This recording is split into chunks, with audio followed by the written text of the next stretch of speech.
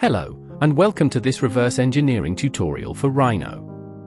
In this session, we'll be working on a set of brackets from a helicopter cowling. As part of a larger contract, I actually reverse engineered the entire cowling, though I can't share too many details about that. What I can do is walk you through my process for these brackets and show you how I tackled the job step by step. The geometry created in this video is what I sent off to the client. No plugins required, although I did use the Mesh Surface Deviation Analyzer at the end, which gives a nice visual of your mesh compared to the CAD. I also use point deviation, which is the Rhino version. Well, let's get into it. So in this bit I'm using 3-point arcs to kind of best fit against the scanner mesh geometry. The way I got the curves that I'm working against is by using the duplicate border command on the mesh.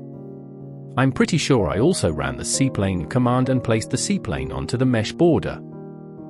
I also use the blend curve command and adjust the handles to get a nice fit over the reference curves. Reverse engineering is a little bit of an art. There are hundreds of micro decisions you have to make every job, and it can be hard to know exactly where and how to rebuild arcs and circles. The best thing to do is just keep trying and checking until you get something that feels right. You'll notice I have the scan on its own layer, and I can easily turn it off and on to check fitment. The layer system is one of the features that I love in Rhino.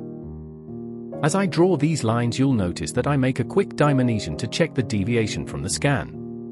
0.6 is within acceptable range for this particular part of the job.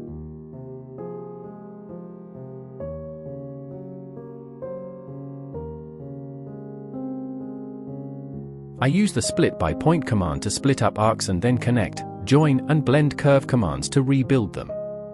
I make use of the curve boolean command to get some curves that can create a planar surface as fast as possible.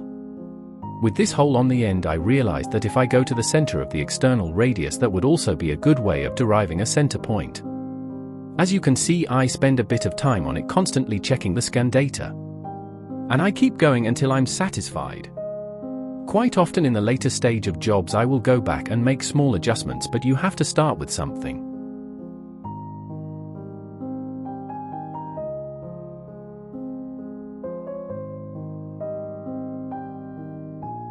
The scan I've got of this bracket isn't great, but it's the only one available, and luckily, it's captured most of one side fairly well.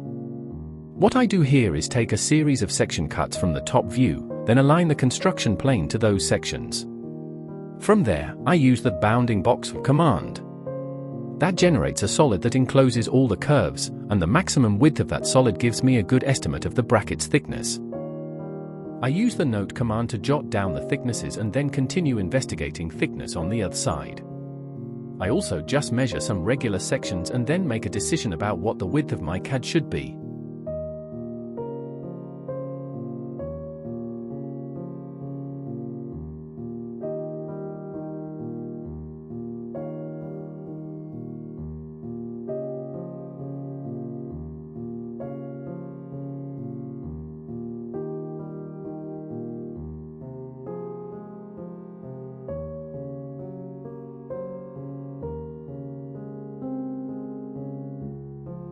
Once I come to a decision, I can create a planar surface from my outline, which I keep on the outline layer and extrude it the width distance. Next, I'll just move it around a little bit to align it more with the 3D scan. In Rhino, I also make it red so it stands out a bit more and is easier to compare. I have my arrow keys mapped to the nudge function, which makes it easy to make small accurate movements of my 3D models.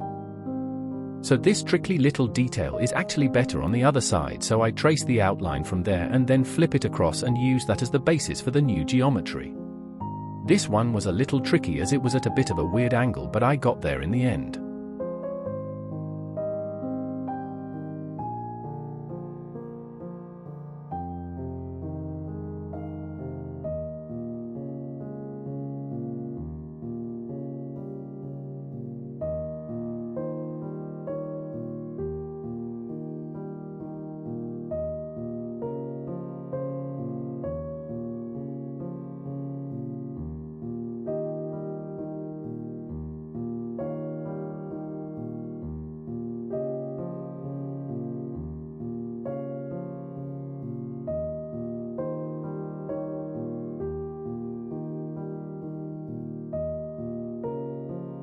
So nearing the completion, I do quite a few final checks and adjustments. I had a reference image, so I checked that too. Somewhere along the line I lost a hole in the end of the bracket, so I redo that. As I mentioned previous, the scan data is not 100% on this piece, so I suggest to the client they do a 3D print and fitment test before proceeding with manufacture.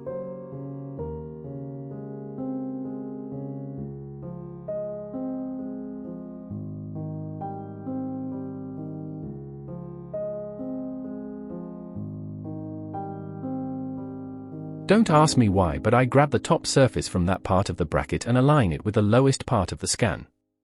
I then use that as a reference to adjust the bottom of the scan to a more appropriate thickness. To the thickness, check the drawing and then adjust it to a sensible number.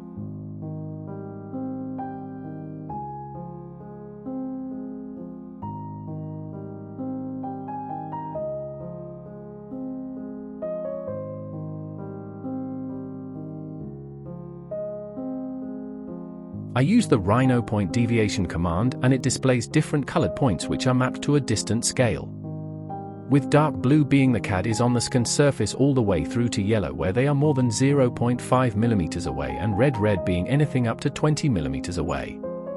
Overall the part looks okay, within acceptable limits for this particular piece. Finally, I test fit them to the reverse engineered cowling that I prepared earlier, which is going to be built from a composite material. I shouldn't mention what helicopter this is for, but make sure you like the video and ring the bell. Well, thanks for your attention, hope this has been helpful.